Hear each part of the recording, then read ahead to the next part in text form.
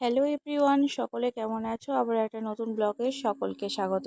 তো সকাল সকাল স্নান টান করা হয়ে গেছে, প্রায় 7টা সাড়ে 7টার দিকে স্নান করে নিয়েছি। আর এখন 7টার দিকে মনে হচ্ছে, এত রোদ দেখে মনে হচ্ছে 10টা বেজে গেছে। ছাদে এসে কাপড় জামাগুলো একটু মেলে দিচ্ছি, এতটা গরম কি বলবো। এখনও তো সারা মাসটাই পড়ে আছে, বৈশাখ মাস আছে, জ্যৈষ্ঠ মাস আছে, তখন কি অবস্থা হবে সেটাই ভেবে সত্যি খুব খারাপ লাগছে। এখনও তো সব দিনটাই পড়ে আছে, এখন রোদে থাকাই যাচ্ছে না। যখন দুপুরের টাইমে ছাদে গিয়ে জামা কাপড়গুলো তোলার সময় হয়, তুলে নিয়ে আসি, ছাদে তো পা রাখাই যায় না, এতটা গরম হয়ে যায়। আরে দেখো, এদিকে লাগিয়ে নিয়েছিলাম আমি অপরাজিতা গাছ, এত পরিমাণে ফুল দিচ্ছে। এখন তো ধরো বসন্তকাল, বসন্তকালে সাদা ফুলটা ফোটে। আর আমার প্রত্যেকটা গাছেই এত সুন্দর সুন্দর ফুল দিচ্ছে, কি বলবো, সব ভগবান আর কি অনেক ফুল পাচ্ছে। যাদের বাড়িতে উঠোন নেই বা ফুল গাছ রাখার লাগানোর ব্যবস্থা নেই বা রাখার জায়গা নেই, তারা এইভাবে ছাদের মধ্যে কিন্তু গাছ লাগিয়ে নিতে পারো। যাই হোক, পুজোর কষ্টটা হয় না।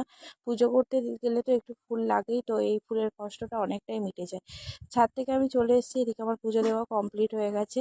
দেখো এখানে কত ফুল, সব ধরনের ফুল আছে, কারণ আমি প্রত্যেকটা আমাদের খামার বাড়িতে প্রত্যেকটা ফুল লাগিয়ে নিয়েছি।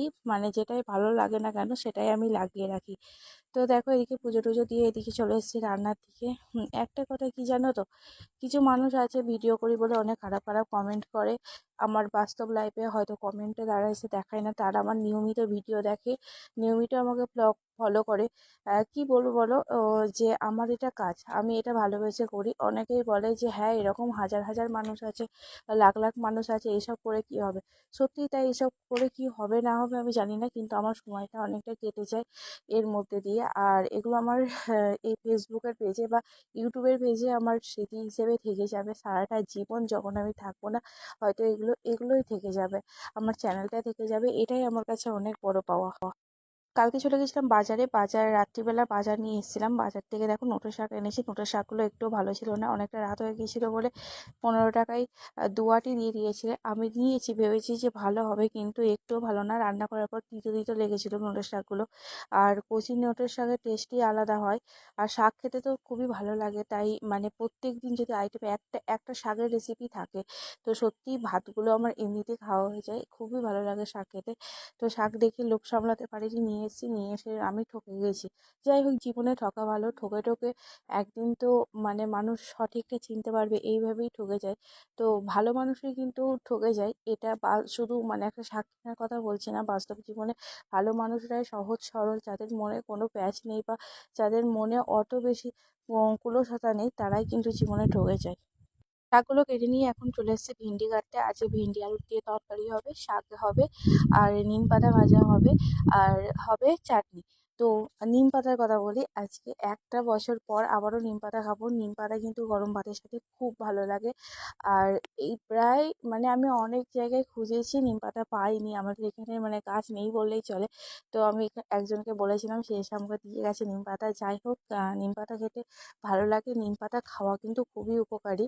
এমন একটা খাবার, এটা মানুষের দ্বারা খেতে যায় না, কিন্তু কি বলবো যে এটা কিন্তু খাওয়া এতটা উপকারী লাগে, কি বলবো বলো। দেখো, এদিকে আমার সবজি কাটা প্রায় শেষ হয়ে গেছে। এদিকে যদি ভাত আমি চাপিয়ে দিয়েছি, যদি একধারে যদি সবজিগুলো কেটে নেওয়া হয়, তবে কিন্তু রান্না করতে খুব সুবিধা হয়। আর তোমরা দেখেছো প্রত্যেকটা ভিডিওতে আমি কিন্তু উনুনে রান্না করি বেশিরভাগ সময়। এখন গ্যাসের যা ক্রাইসিস চলছে, এবং জ্বালানি যদি থাকে আমাদের স্টকে, কিন্তু মানে উনুনে রান্না করা কোনো ব্যাপার না, উনুনেতেই রান্না করি। আর উনুনে রান্না করতে সত্যি খুব ভালো লাগে। আর এখন কিন্তু কষ্ট লাগছে উনুনে রান্না করতে, কারণ এতটা গরম পড়েছে, এতটা রোদের তাতে সত্যি কষ্ট লাগছে উনুনে রান্না করতে। দেখো, শাকগুলোকে আমি বালতিতে ফেলে ভালো করে ধুয়ে নিচ্ছি এখানে।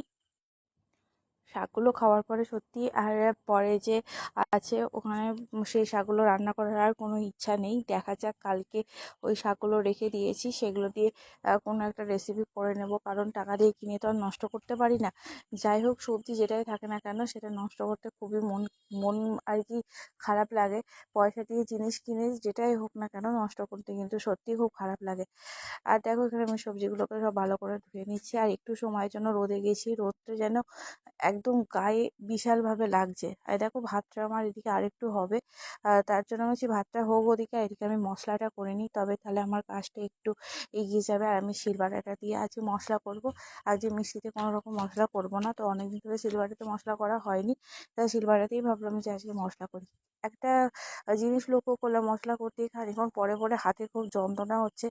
জানি না কেন একটু করে মশলা করছিলাম আর একটু করে রেস্ট নিয়ে নিচ্ছিলাম। হয়তো অনেকদিন করা হয়নি বলে তার জন্য, না হয়তো অন্য কোনো প্রবলেম হতে পারে। দেখো এইদিকে আমার ভাতটা হয়ে গেছে, ভাতটা আমি নামিয়ে নেব। রান্নার পরে যদি এইভাবে হাঁড়িটা ভালো করে মেজে নেওয়া হয়, কাটা মুছে নেওয়া হয়, তাহলে কিন্তু হাঁড়িটা দেখতে খুব সুন্দর লাগে।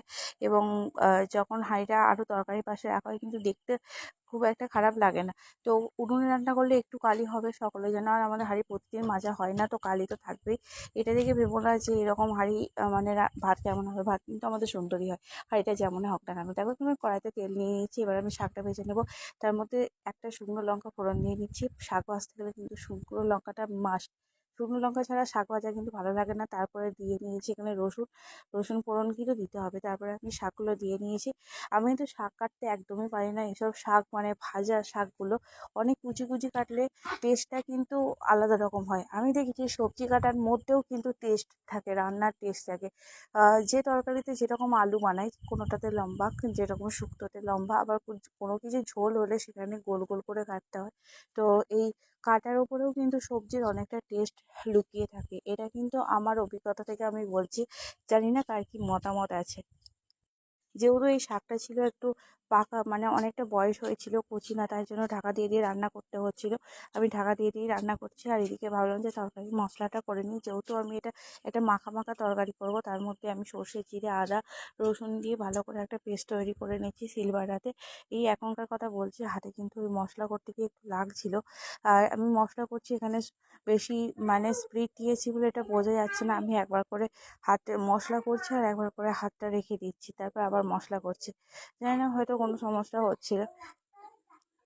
কিছু মানুষ আছে যেন আমাদের আশেপাশে সকলেই, যারা আমার ভিডিও করা দেখে বা ভিডিও করা নিয়ে তারা নিজেদের মতো হয়তো সমালোচনা করে। আসলে এইসব নিয়ে অনেকের কাছেই আর কি এই বিষয়গুলো অধরা এখনও পর্যন্ত। যেহেতু আমি গ্রামে থাকি, আর গ্রামেতে অনেক কথাই শুনতে হয় যে ভিডিও করা নিয়ে এসব করে কি হবে, বা এসব করছিস কেন, কি এটা থেকে কিছু পেয়েছিস নাকি, এইসব অনেক কথাই শুনতে হয়। যাই হোক, সেসবকে পাশে রেখে দিয়ে আমি ভিডিওকে আমার মতো, আমার ভালোবেসে আমি ভিডিওটা আমার মতো চালিয়ে যাচ্ছি।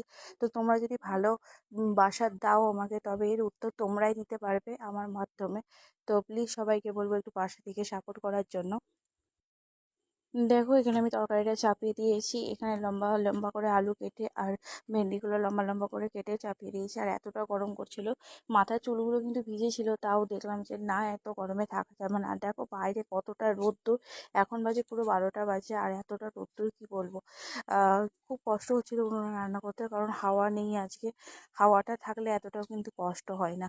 দেখো এখানে আমি মশলাটা দিয়ে নিয়েছি, এবার এটাকে আমি ভালো করে নাড়াচাড়া করে নিলাম। মশলাটা দিয়ে অনেকক্ষণভাবে কষিয়ে নিলে কিন্তু প্রত্যেকটা রান্নার স্বাদ কিন্তু আলাদা রকম হয়। তারপরে এখানে একটু হলুদ দিয়ে নিলাম আর একটু লবণ দিয়ে নিয়েছিলাম।